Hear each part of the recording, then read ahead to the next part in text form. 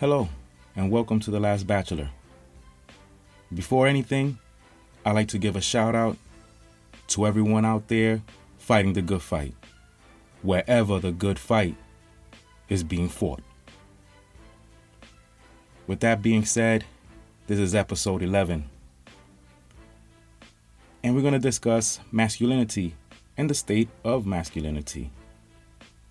The term masculinity has taken a new form, and it has changed the dynamics of gender roles in society nowadays. Long gone are the days of our fathers and grandfathers. With these new changes also come new behaviors and healthier habits. With some effort, of course. Because it's not easy to break generational traditions. The choice is in the individual, of course. By definition, masculinity is a set of attributes, behaviors, and roles associated with boys and men. These traits include strength, courage, independence, leadership, and assertiveness. All qualities that determine what a good man, or should we say real man, is all about. But what is true masculinity? What is the definition of a true masculine? It's kind, honest, controlled, disciplined, heroic, protective, strong, rational, and even clever. This is really a historic moment with gender relations, where women movements all around can now be actively supported and have involvement and encouragement of men. And also by these changes, we have a bunch of men, a huge number of men who just feel left out with these changes because they grew up with the long time, be strong, be the ultimate decision maker, to be economically, educationally, physically, and even politically dominant. But as of recent years, and maybe more, these things have changed. A growing percentage of young men are being out-earned by young women. 60% of degrees that go to higher successes in today's economy are being acquired by young women.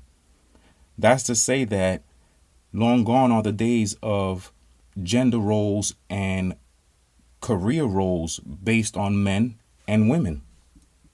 We truly have an opportunity right now to redefine what a good man or real man is in today's 21st century society. Elevate the standards in which we want to be held. No more tolerance. There should be zero tolerance, once again, for men will be men and boys will be boys type of attitudes.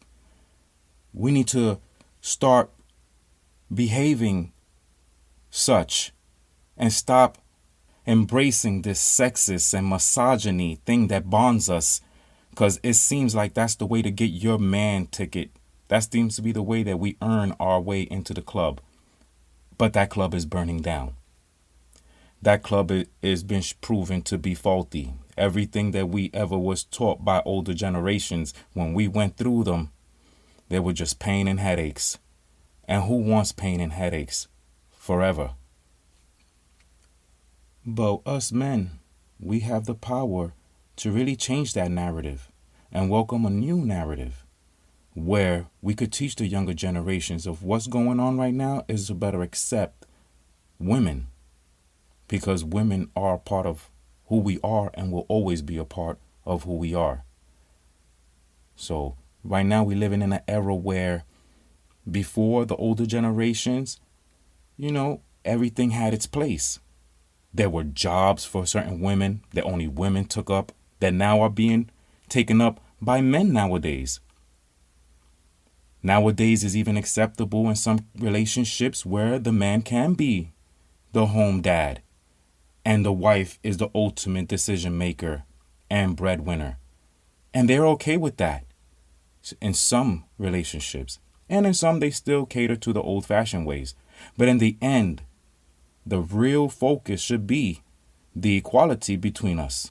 But it takes many men to take up that example, to prove and show that men can be responsible, competent, and caring husbands, sons, and fathers instead of idiots or misogynistic pigs.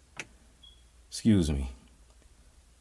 We need feminist leaders to call attention to destructive media messages that negatively portray us in that light. It's time to break those curses, break those generational traditions. And I say, what better time than now?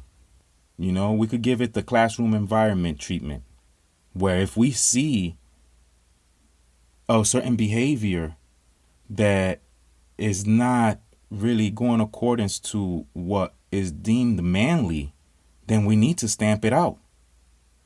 Everybody is no more cool no more.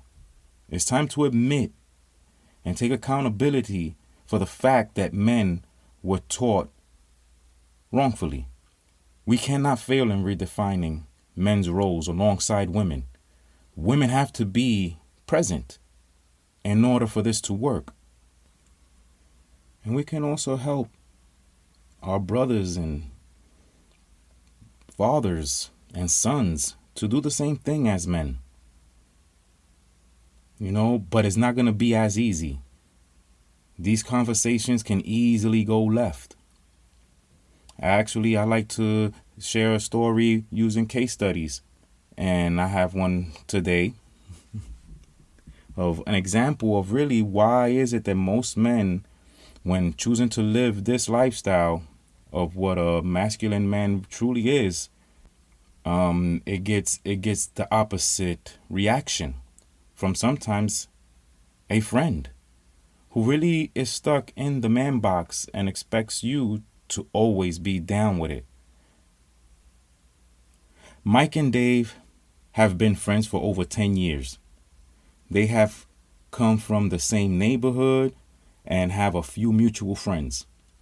Mike has been single for about 2 years, but Dave's been married for 15 plus years. One day, Dave tells Mike that he has been talking to some lady online and he thinks he has a crush and wants to plan a getaway. Most male friends would automatically encourage him to do so. Like, go ahead, buddy, do your thing, man. You only live once. YOLO. Pfft. But Mike didn't want to be that type of friend because he cherished the bond built through the years that he's known them. And he loved being called an uncle by Dave's children. So he told Dave what he thought and felt in his heart and said, I think that's a bad idea. Thinking his old friend would reconsider, but instead Dave became defensive and called Mike a hater.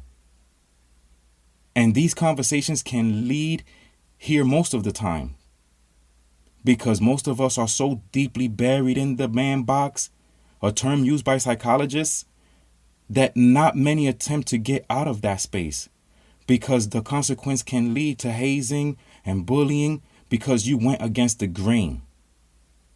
This case study, story, is so close to of an example of men who try to be real good friends and end up looking like something unfamiliar to even a close friend. Hence, the man box. We can't even be open and honest and be real with each other sometimes because of what that can look like. But these are the type of conversations that must be had. And this is what the Last Bachelor podcast is really all about. Acknowledging, talking, communicating, and growing. And it doesn't matter from what walk of life you come from. You could be high society or a regular 9-to-5 like me. But a man will be a man wherever he stands. So be a good man. Be a real man. And also, and in a surprising survey done by GQ, surprising percentage of men actually accept the changes that men have made within the past few decades. There's only like a small 27% that still cater to the old ways. We need to change these old ways, guys. There's no ifs, ands, buts about it. We were taught wrong. So if it takes men like me with just a podcast, and it takes other people in higher platforms than I to spread this narrative, let's do so. Because it is doing good. This is for the greater good. And if there's anything you could take away from The Last Bachelor, is that I'm going to always stand for the greater good. The state of masculinity is under construction. And if we want to make this a good one, we need to all join forces.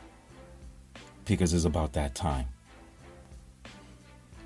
And before I go, of course, I like to leave you guys with a little quote from somebody, because like they say, before you said it, someone has said it best before you. Or I think I'm paraphrasing, but I think it goes something along those lines. Today's quote comes from Edwin Lewis Cole. Being a male is a matter of birth. Being a man is a matter of choice.